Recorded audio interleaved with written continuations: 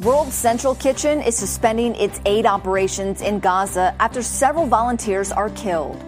And Florida Supreme Court makes a decision on the state's abortion ban while giving voters a say.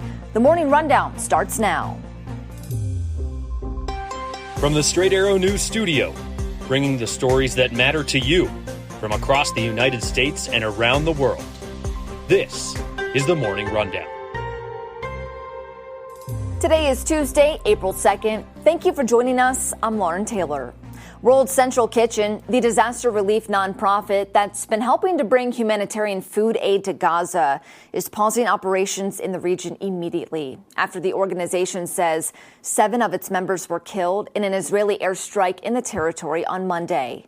In a statement, the nonprofit says its team was traveling in a deconflicted zone in 2 armored vehicles branded with the WCK logo.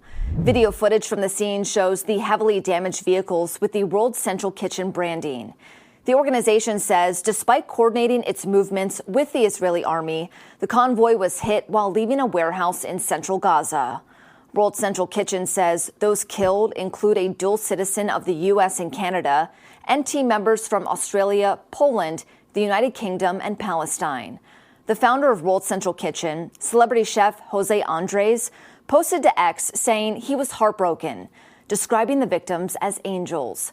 He called on Israel to, quote, stop the indiscriminate killing and using food as a weapon.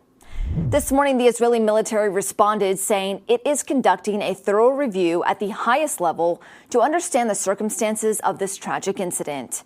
The military added that it makes extensive efforts to enable the delivery of humanitarian aid and has been working closely with the World Central Kitchen in its mission to provide food to the people of Gaza.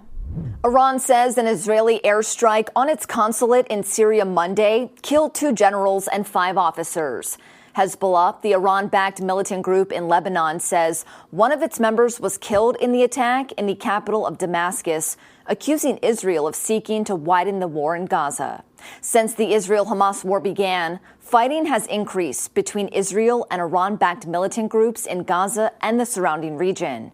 Israeli officials say they have no comment on this attack in Syria. However, the New York Times reports 4 Israeli officials confirm Israel carried out the attack. Iran's foreign minister posted to social media a message to the U.S. saying as an ally of Israel, America must be held responsible. A National Security Council spokesman says the U.S. had no involvement in the attack and did not know about it ahead of time.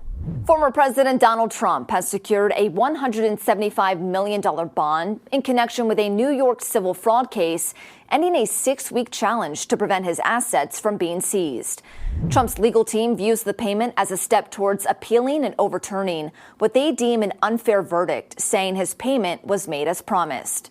An appeals court cut Trump's bond from $464 million to $175 million last week.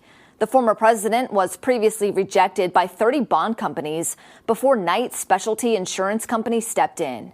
A New York judge ruled that Trump and his company repeatedly violated state fraud laws by misrepresenting his wealth in financial statements to banks, with overstatements as much as $3.6 billion. Trump has denied any misconduct and pledged to challenge the decision, labeling the case as a politically driven witch hunt. The Florida Supreme Court has made 2 significant rulings regarding abortion laws in the state Monday.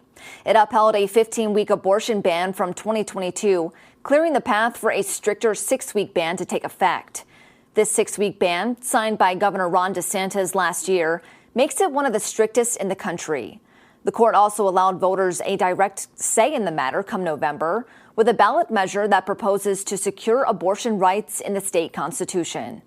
The proposed amendment would make it illegal to prohibit, penalize, delay, or restrict abortion when necessary to protect the patient's health. Constitutional amendments in Florida must pass with at least 60% of the vote.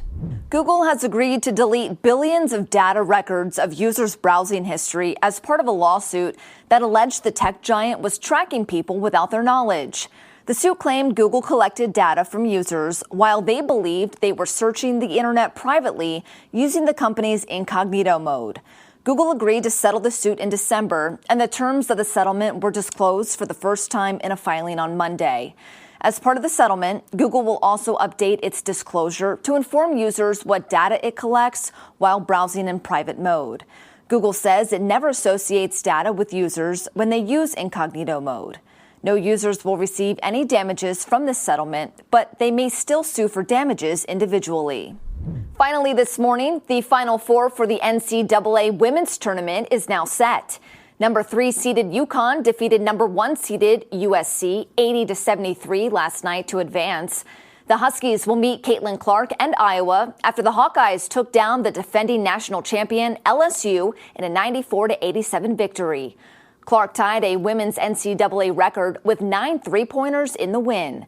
North Carolina State is making its first trip to the Final Four since 1998 after beating Texas 76-66 on Sunday. The Wolfpack will meet unbeaten South Carolina following the Gamecocks' 70-58 win over Oregon State on Sunday. These are your top stories for this Tuesday. Unbiased, straight facts. That's Straight Arrow News. We'll see you back here tomorrow. Until then, I'm Lauren Taylor. Have a great day.